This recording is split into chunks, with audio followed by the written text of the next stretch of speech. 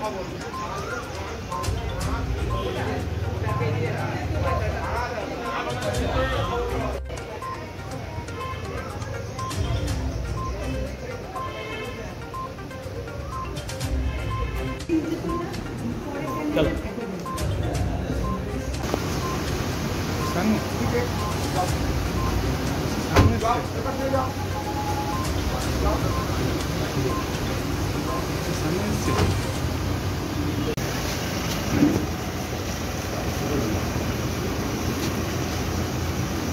Nomination file করলাম মানে শুরু হয়ে গেল লোগো নাই দেখাই দে না শুরু তো অনেকদিন আগেই হয়েছে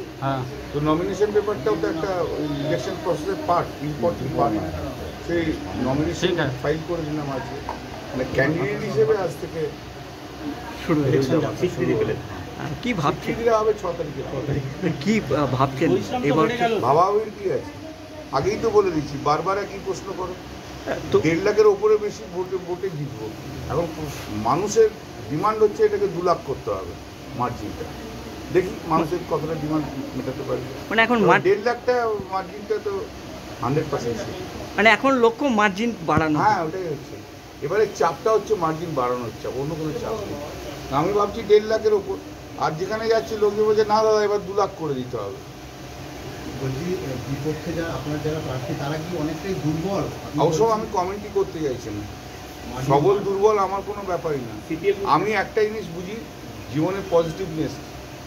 অন্য লোকের টিএমসি সরকারকে মেলাইন করা হচ্ছে আমি এই সম্বন্ধে যেটা নাজিরবিহীন ব্যাপার আমি সে কোনো দাদা একেবারে 4 বারের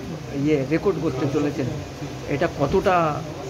ভালো লাগে কতটা না এটা হচ্ছে আমাদের দল কতটা ভালোভাবে কাজ করে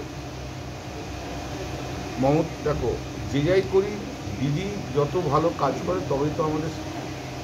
সাকসেসের রেটটা থাকে লিডার যত ভালো কাজ করে ওই যে বললাম যে একটা মমতা বন্দ্যোপাধ্যায়ের গ্রহণযোগ্যতা এবার আমি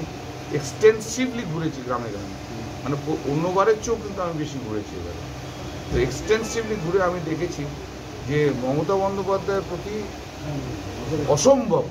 অসম্ভব বিশ্বাস ভালোবাসা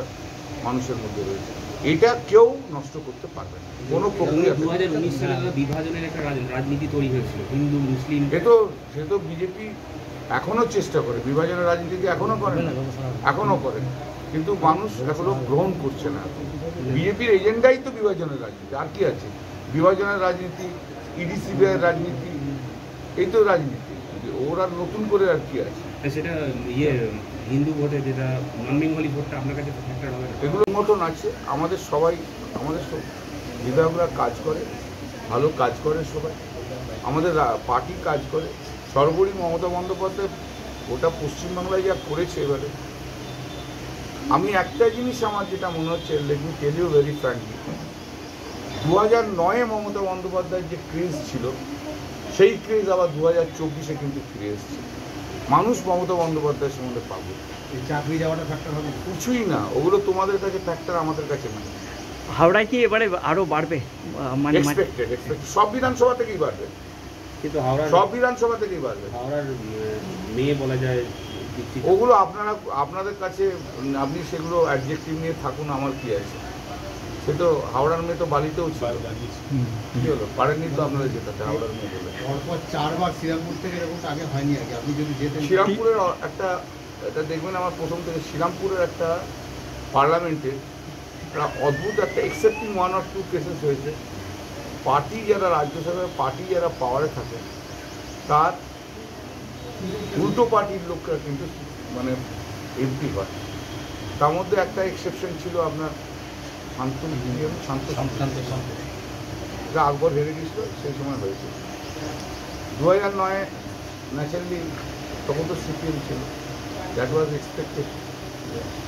কিন্তু তারপর থেকে 2014, 2019 এবং 2024-এও হবে যে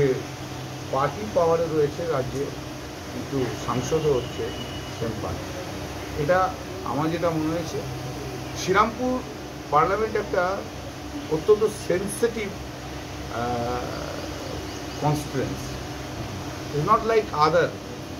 এবং শ্রীরামপুরের যে স্ট্রাকচার এটা পুরোটাই দেখেন যদি শ্রীরামপুরের সব ধরনের ভোটার থাকে সে আপনি নন বেঙ্গল হিন্দি স্পিকিং পার্সন পাবেন, বেঙ্গলি স্পিকিং পার্সন পাবেন, উর্দু স্পিকিং পার্সন পাবেন, বিভিন্ন ধর্ম, বিভিন্ন জাত, কতগুলো জায়গা আছে সেগুলোতে কসমোপলিটন, চাপদানি, রিসরা, একদম কসমোপলিটন। আবার জঙ্গির ওপাশটায় গেলেন কসমোপলিটন। এই একটা বেশ মানে কনস্টিটুয়েন্সি। তো সেই কনস্টিটুয়েন্সিতে পরপর পাওয়া মানুষের কাজকে মানুষ পেয়েছে, এখনো পর্যন্ত প্রধান প্রতিপক্ষ কাকে মনে হচ্ছে? কাউকেই মনে করছে না। এই যে অবাঙালি ভোট ব্যাংক আপনার এলাকাটা বিশাল অঙ্ক রয়েছে, সেই জায়গাটা আপনার একটু খারাপ ছিল গতবার। এবারে সব রিকভারি হয়ে গেছে। গতবারে জেনারেল আমার পারসেপশন হচ্ছে গতবারে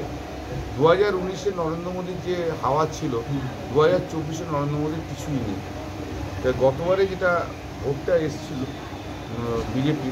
সেই ভোটটা বিজেপি এমনিতেই এবার একটা এক শ্রেণী ইন্টেলেকচুয়াল অভিযোগ করছে